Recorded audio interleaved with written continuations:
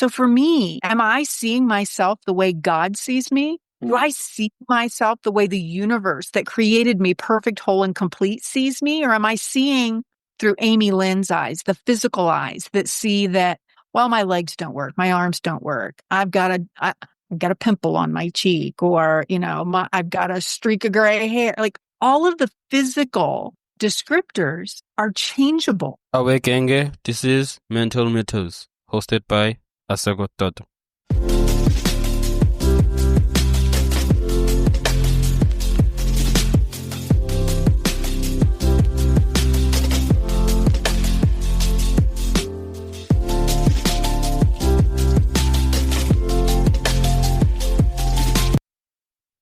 Hello everyone, welcome to another episode of Mental Mythos. I'm your host, Asekho, and before we dive into today's incredible conversation, I have a small favor to ask. If you enjoy what you hear today, please take a moment to rate and review our podcast on Apple Podcasts, Spotify, or wherever you listen. Your feedback not only helps us improve, but also helps others discover the valuable insights we share every week. And if you find today's episode particularly inspiring or insightful, don't forget to share it with your friends, family, or anyone you think could benefit from it. Thank you for your support. It truly means the world to us. Now, let's get back into our conversation. Can you take us back to the moment you were diagnosed with stage 4 cancer? What was your initial reaction and how did you impact your life? Well, it's a really interesting question because the first time I was diagnosed with cancer, I was actually 21 years old. And so to say that first time with a stage 4 diagnosis was not the first time that I received a cancer diagnosis. And so when you talk about this idea of being resilient isn't about overcoming so you never have to overcome again. Being resilient is doing the work in the moment so that no matter what shows up, you're able to show up for it. And so when I think about going back to that first diagnosis, I was 21 years old, almost 22. I was actually getting ready to run the Leukemia Foundation Marathon in Maui and had gone in for a physical. And my doctor, it was a team. I was very actively involved in my own health care, wellness care, and she found a lump. And so we set about doing the right things. Went and had a lump, went and had a biopsy. But I said to her, don't call me with results. Don't email them. Don't send them via homing pigeon or smoke signal. I'll call you when I get home from Maui because I'm running this marathon. And then when I got home, of course, the prognosis was such that I had a lumpectomy and started chemo right away. And then within 6 weeks, they found another lump. And so at that point, I had a radical mastectomy and reconstructive surgery and really began to look at my life quite differently, as one might imagine. It's not so much about the body, but we have to take care of the body because that's what carries us through this experience. Yes, definitely. In terms of how taking care of your body, it means that you taking care of also your mental well-being. If you don't take care of one, the one will suffer. That's what I have recognized with my journey in terms of these things. And also, the first time that you were diagnosed, definitely you had anxiety. You didn't. I would say you didn't expect it. So usually when we come across such news as individuals, we have these internal dialogues of saying that I would say talking negative towards us. For example, let's say I'm diagnosed with depression, and there's the stigma around depression, whereas that I am crazy in terms of that. Where those internal dialogues upon you, were they really that much in terms of negative, or you took a positive slant? It's a really great question, especially for the first time around, because the first time around, I was just gobsmacked. Like, I was a rule follower. I ate healthy. I was running marathons for the love of all things good. I was very active. I ate well. I took care of myself. And so for me, the big question, the stigma is I just didn't understand. It's like I'm doing everything I'm supposed to. And so the myth that I got to break through, like so many others get to the opportunity to do, no matter what their diagnosis is, I get to break through the stigma of what society says went wrong or what society would presume is wrong with me, and to just really learn to set opinions of everyone around me aside. And it's not that you cancel them. You know, in 2024, we all know what that means, cancel culture. It's not that we're canceling someone. Yeah. But what we're doing is we're taking a step back so that we can get really clear on what's going on in our body, in our mind, in our heart, so that when someone comes up with a question or a suggestion or an idea, like everybody wants to help. But if you've never been there before, and guess what? No one's ever been exactly where you are because they're not you. So the best they can do is come with an open heart, wanting to help.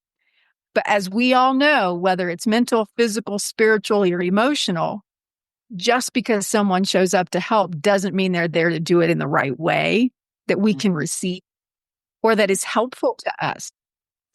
And oftentimes the reason it's not helpful to us or we can't receive it is because we're not clear on what's going on with us.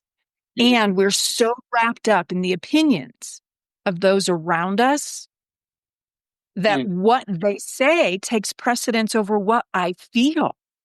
Mm, mm. And And I think that's how it's intended to be. definitely, because there's this thing, and more especially when it comes to where have you experienced a very traumatic event where people say they consoled you in terms of, no, it's going to be all right, just think positively. They don't actually understand, comprehend the trauma that you have dealt with in terms of how it shook you in a way that you didn't realize that it would. And also, people have this thing of wanting to give you advices. And something that I love about psychoanalysis is the fact that one of things that psychotherapists is needs to do is the fact that not to give advice but to listen. Sometimes, as much as we appreciate the advice, but we don't need it. We need you to listen in terms of us finding that thing of realizing that there's someone that cares about me. For someone, for my perspective in terms of, I also went through very true a traumatic event, and one thing that I didn't have is for someone to listen to me, and it was very, very hard to move on. And one thing that I've realized through having this podcast, it really pushed me in a way, because I was able to talk about my pain and someone and the audience on the other side were listening to, were not judging me, and they were not giving me advice. That at least at the end of the day, I realized that someone out there is listening to me. Someone out there is not judging me. Someone out there knows my story without judgment. That's the thing that nowadays I'm seeing, is the fact that when, as mentioned earlier, when you say you have a depression, you are crazy. When you have a bipolar, you are crazy. So there's these misconceptions about mental health in general. So one thing that I realized when I was reading your bio, and it mentioned religious trauma. Can you explain to us what is that? Well, I think the easiest way to explain it to you is to give you an example. So I grew up in a household where it was very patriarchally driven. The father was the head of the household. I don't have any problem with that. The trauma comes in because I grew up in an environment where you do what you are told to do, not because you understand the why or the critical thinking skills behind what you're being asked to do, but because the consequences of not doing it were dire. The punishment, the discipline that would come from even questioning. Forget asking questions about what you're doing, but never ask the question why, because that why question was received as questioning my father. Questioning authority. Questioning authority. Thank you. Yes. And it wasn't for me. Look, I wasn't a rebellious kid, but I was a curious child. And I wanted to know and I wanted to understand. And so, for example, in the first grade, so Sunday school, Sunday morning, right? We're talking about, Mrs. Johnson is my Sunday school teacher, and I'm in there, I'm 7, 8 years old. And we're talking about from a religious perspective, we're talking about the concept that Jesus died for our sins, past, present, and future. So that curious little 7 or 8-year-old in me raised her hand and said, well, Mrs. Johnson, if Jesus died for our sins, past, present, and future, then why are we all stressed out? Yeah. Seems like a reasonable question, right? Yeah. Well, what happened after I asked that question was Mrs. Johnson came and she took me by the hand and she led me to the pastor's office. She went and got my parents, and then Pastor Wooden came in.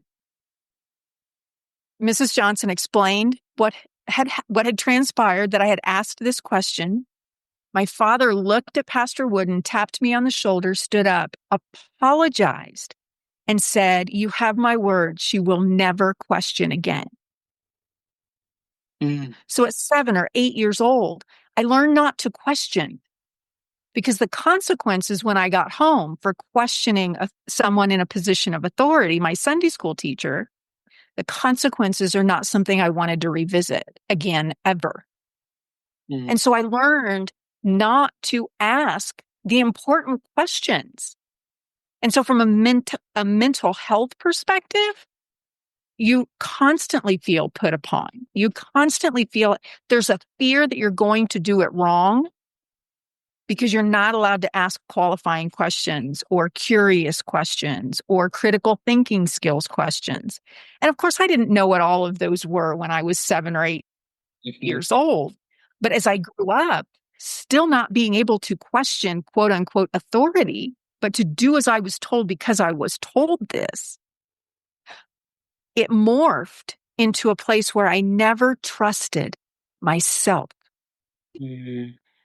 And I think so many of us that deal, whether it's religious trauma or whether we deal with a mental illness or a physical illness, is that we don't trust ourselves.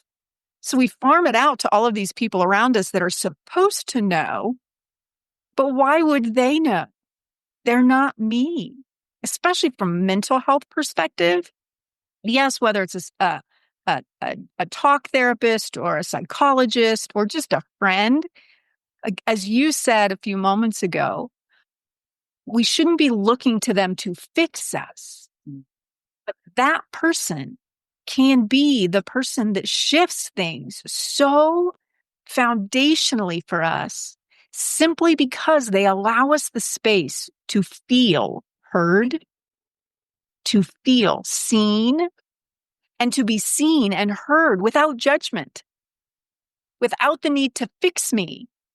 Yes, I know that there's things that I want to change, and whether it's mental, physical, spiritual, emotional, we all have things we want to work on and change. But to be constantly put upon that there's something wrong with us that we need to be fixed is a narrative I will no longer accept. Because I'm not broken. You're not broken. Definitely. One thing that I have realized, the fact that people that have experienced childhood trauma as you, the people have experienced depression, anxiety, bipolar, any type of disorder. There's this thing of that meaning of brokenness, and people that think that they are more qualified of doing the job. Not mentioning the mental health professional, but just individual people that have seen other people going through the same thing, thinking that you are also going through the same thing, but whereas as individuals we don't feel the same thing.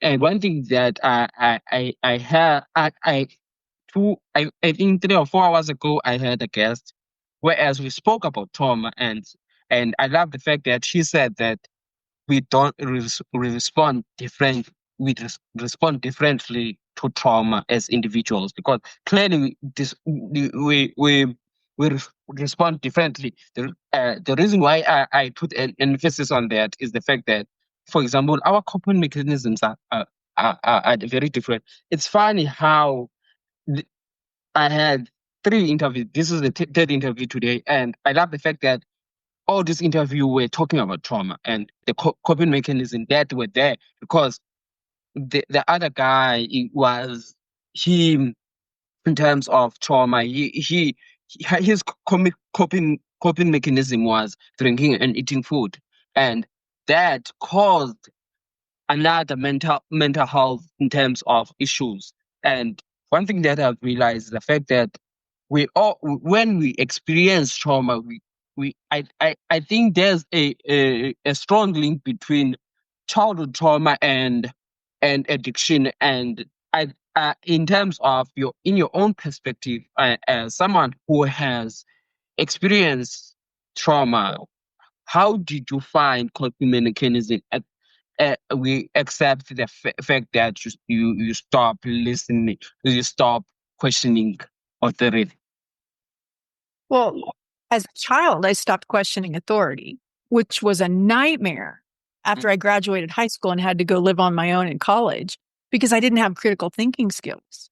So how did I compensate for that? Yeah. I became a control freak. So an addiction. I was addicted to controlling absolutely everything I thought I could because I felt like there were so many things outside of my control.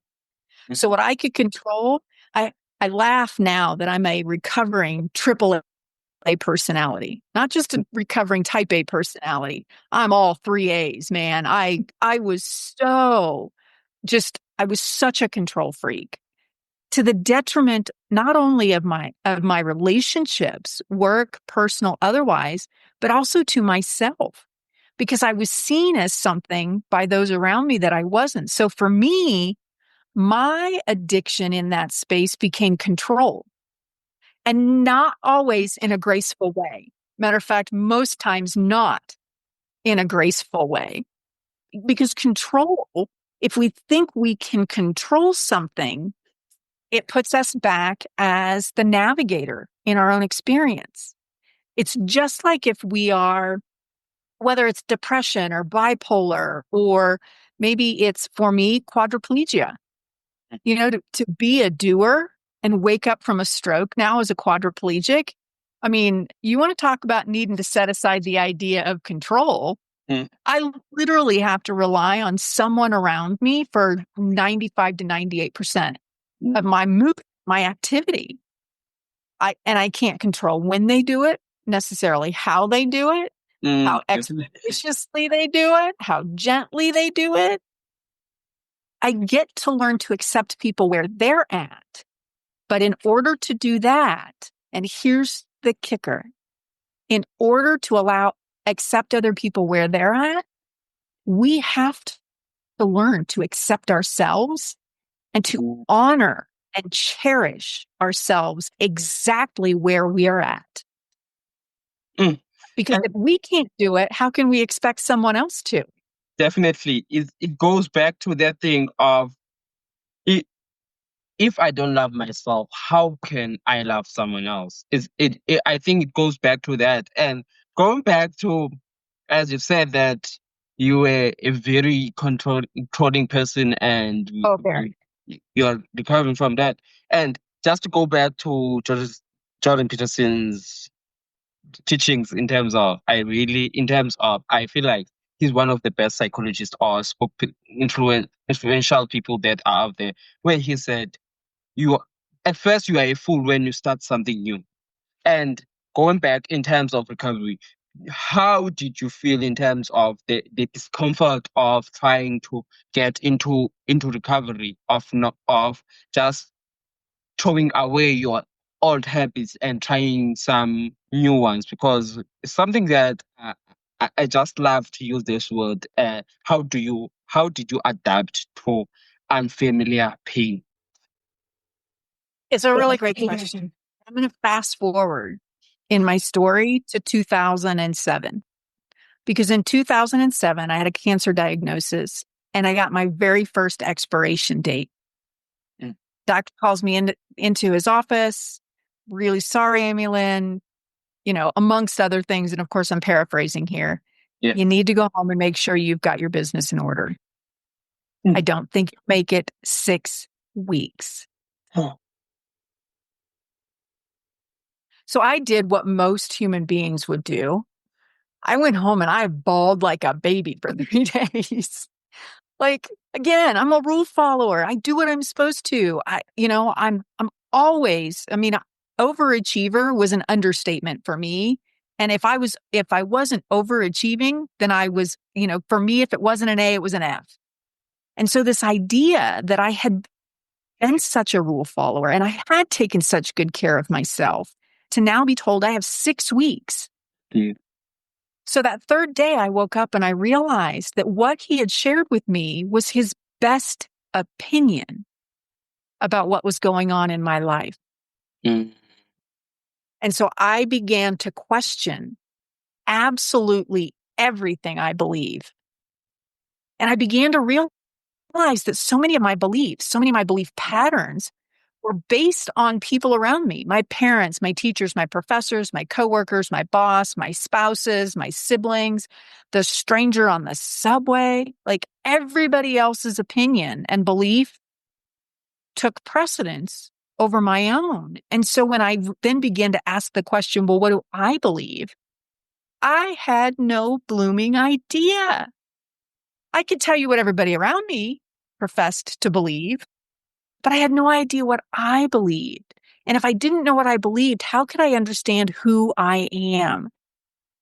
And how can I honor and cherish who I am if I have no blooming idea who I am or what I am?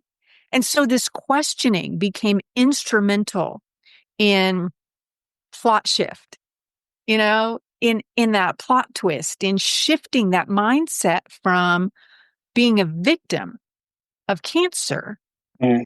to being a victim of cancer and being, are you ready for this? The victim of someone else's opinion of what was going on in my life.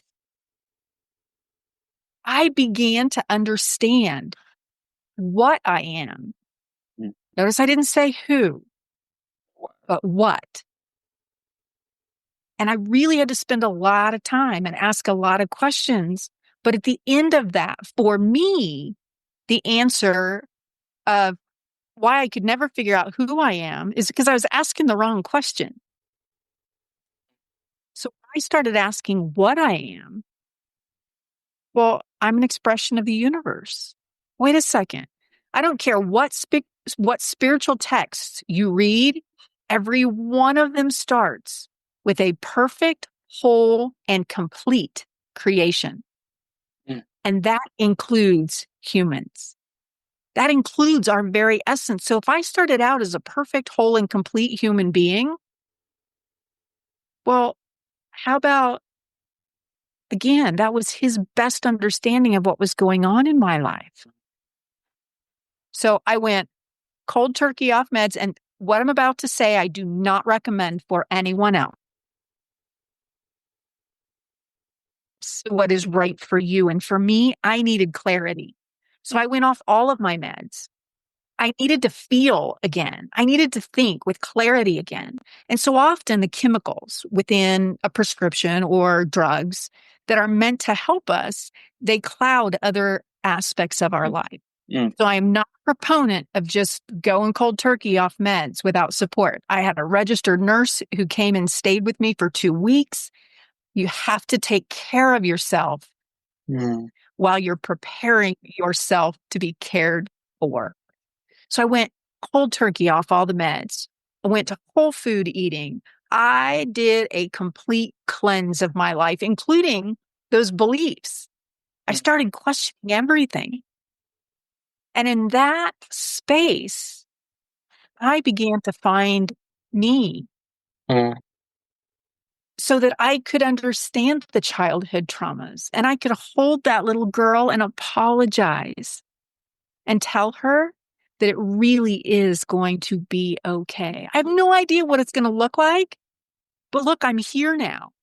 I've kind of been mailing it in for 30 plus years at that point in my life because I was doing what I thought everybody else wanted me to do or needed me to do to be happy.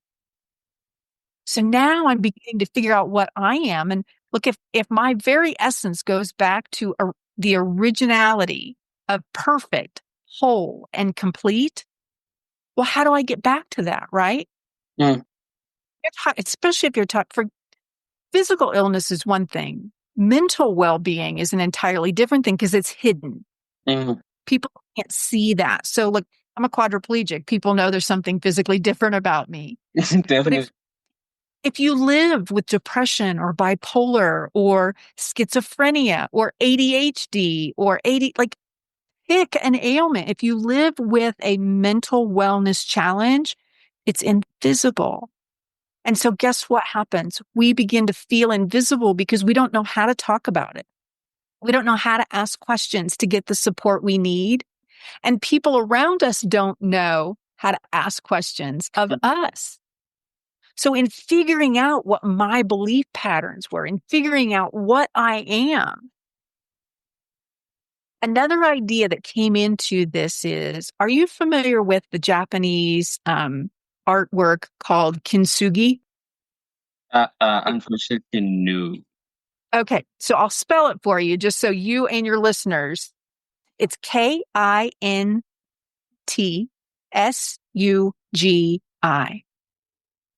And it's a Japanese art form. And essentially what the overall story is, a very delicate piece of china was broken. That Mm. porcelain was broken. And instead of sweeping it up and tossing it out, I think I'm familiar with it. Now I need to think about it. yeah, Yeah. gold, silver, bronze. They used these precious metals to put that piece of porcelain back together.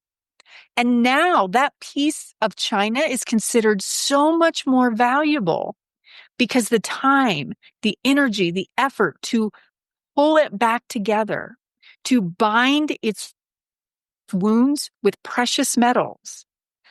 That teacup, that plate, that vase is now so much more precious and valuable because instead of discarding when it was quote unquote broken, it was reimagined in something far greater than it was before. So much so that they were using precious metals that weren't easy to find to do the work of putting it back together. They could have very easily just used what you and I would think of as Elmer's glue. Definitely. I mean, Elmer's glue didn't exist when Kintsugi first came into being, but I mean, I'm sure they had a comparable, component they could have used to our Elmer's glue or super glue. But no, they took the time. They took the time to weave that precious metal, that gold, through that piece of porcelain that had been broken. So when we are feeling less than, it's about asking the questions. I can't tell you how often I will say, like, especially if I'm not, like, I'm just struggling on any given day, I'll be like, okay, Amilynne, what do you need? Hmm. And sometimes I'll get out a piece of paper and I'll just brain dump. This is what I need.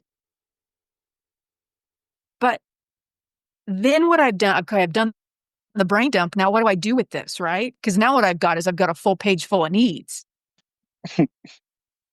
Another approach that I've used in the past, actually not in the past, use it quite frequently, is you or your readers may be, or your listeners, sorry, may be familiar with a woman by the name of Byron Katie. And she has a process called the work. And there's 4 questions. I won't go into all the details, but one of the most important questions is that true? So when I'm looking at this full page dump of needs, then I ask the question, is it true? Do I need this? Do I need this? Do I need this? And I just start going down the page. Do I really need this? Or is all of this just a distraction to the work I know I need to be doing right now? Mm. We get to we get to feel seen. Mm. We get to be heard. But in order to be seen for who we are, to be heard for who we are, we have to have a general idea of who and what we are. Mm. Mm. Otherwise, we could be being seen and not know it. We could be being heard and not know it because we're still so outwardly focused on what the needs are around us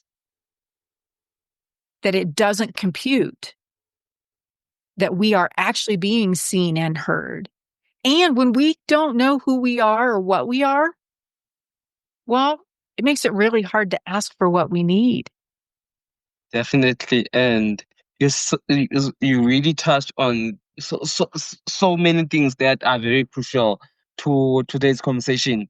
For example, in terms of perspective, and I always felt that perspective is very important because what you hear from people and you end up believing it is you in your mind. In a way, it makes it through. For example, you think that you will die within 6 weeks, but at the end of the day, you're still here.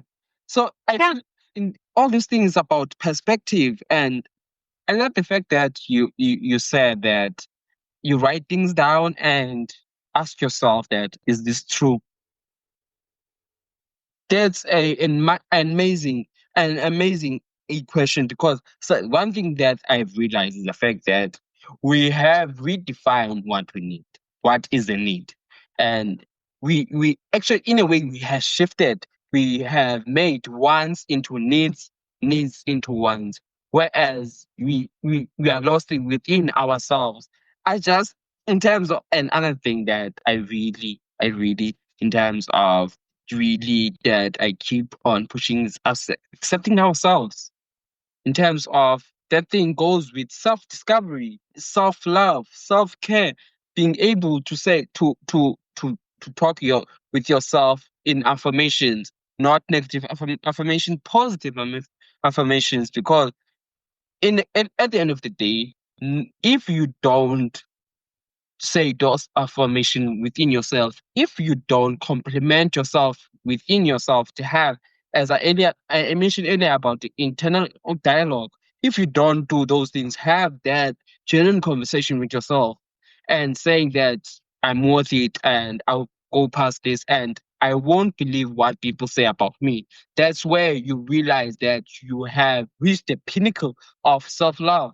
I really, in terms of this conversation, has, in a way, it's something that is very empowering, as one of your work that you really you're pushing in terms of self-empowerment. Self-empowerment is very important because at some point in actually in our lives, we expect things from people at some point that sometimes we don't even get those things. For example, empowerment.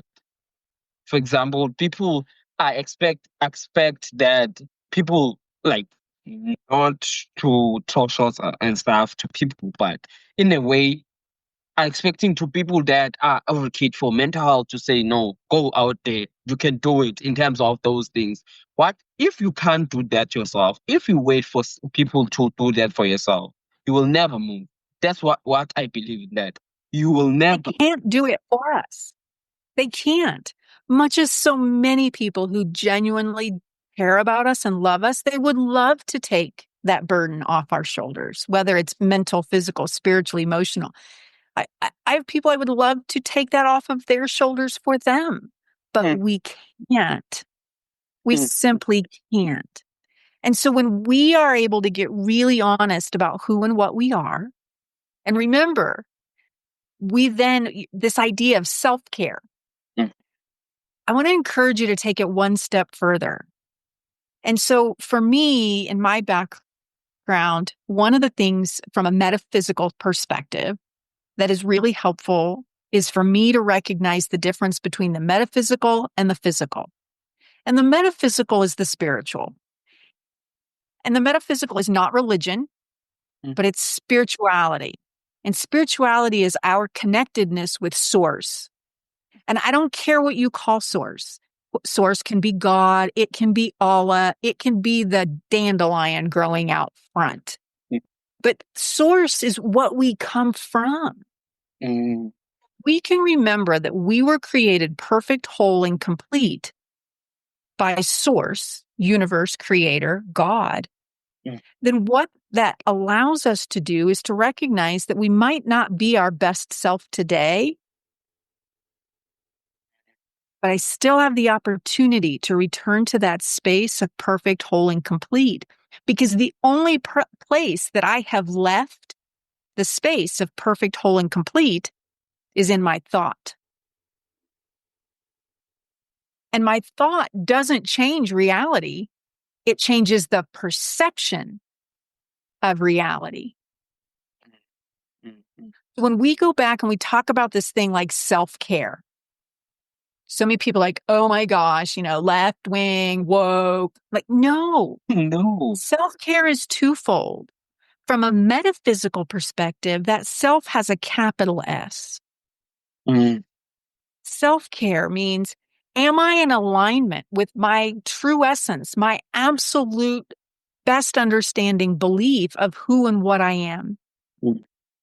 So for me, am I seeing myself the way God sees me? Do I see myself the way the universe that created me perfect, whole, and complete sees me? Or am I seeing through Amilynne's eyes, the physical eyes that see that, well, my legs don't work, my arms don't work, I've got a pimple on my cheek, or, I've got a streak of gray hair. Like, all of the physical descriptors are changeable.